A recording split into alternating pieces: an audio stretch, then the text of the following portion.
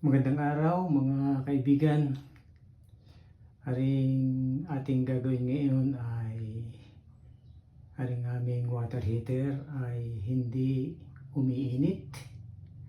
Nagkireklamo ng aking biyanan dahil lamig na lamig daw siya pag naliligo dahil wala nga aring water heater. So hali kayo at ating pagtulong-tulungan na rin na hanapin ang sira. Ating gagawin muna. Yan ang water heater. Yan ay Panasonic. Ayan. Unsa lahat, atin mo nang ibababa ang breaker. Yan ang breaker ay naroon sa taas. Ayun, hindi ko abot dahil mataas. May dala akong kawot. Ayan, kawot. Atin mo nang ibababa. Yun, nakababa na. Pwede na nating buksan itong ating water heater. Dahil medyo mataas ay nanghiram muna ako ng hagdan para kitang-kita ko yung loob.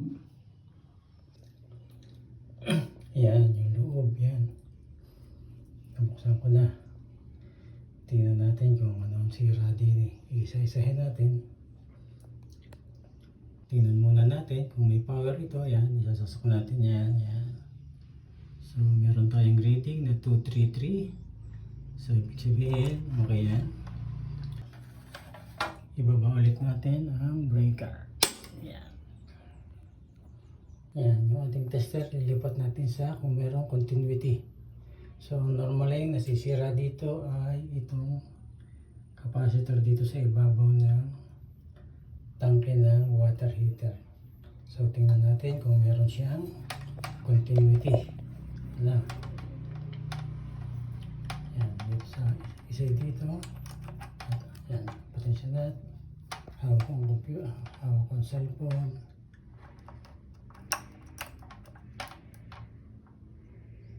Ay, hindi makita. Yan, dito sa dalawang ito. Oops.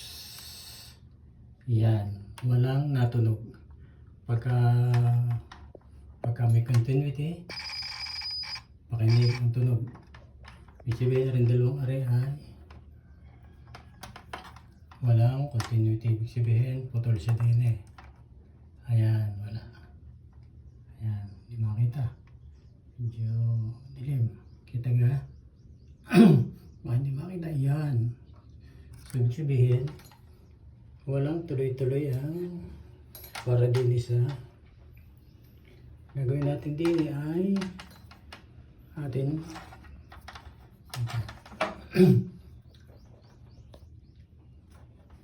ito na lang ang gamitin natin. Itong sa tester, ipupush natin pababa yung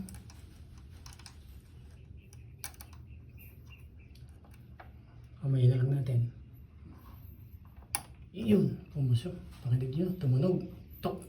So, try ulit natin. Kung merong continuity na. Ayun, meron na. Okay na ulit yan. Yun lang, ang normalisira niyan. So, babalikan natin sa dati. At, titestingin natin. Yan, kanina, walang continuity itong dalawang to. Ngayon, ipupush natin yung nasa gitna. Merong button doon. Yan, pwede itong gamitin. Itong sa pagka-push. Push. Yan. Ngayon, titestingin natin kung mayroong continuity ulit. So, ilalagay natin yung isa doon. Yan. Alang isa din eh. Yun. Natunog na. Ibig sabihin, okay na yan. Ano? So, sarado na ulit natin ang ating water heater. Okay, tinas ko na ulit yung breaker doon sa taas. Sabihin switch on. Tapos try natin kung iilaw. Ayun, umilaw na. Sabihin, okay na ulit yan. Pwede na ulit gamitin ng mga mahilig maligo. Ayan, itaklop ko na. Normally, dito lang sa ilalim dito, may isang tornilyo dyan para matanggal mo yung taklaw. taklob. Hinihila lang to. Oh. Tsaka ito. Lalabas na yan. Okay.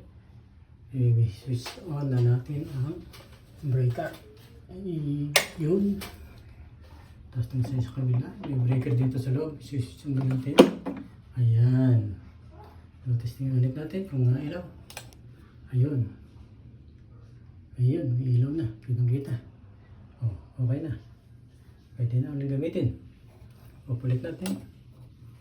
Ayan. Yan, tapos na. Pwede ulit gamitin ng may hilig maliga. Maraming salamat sa panonood.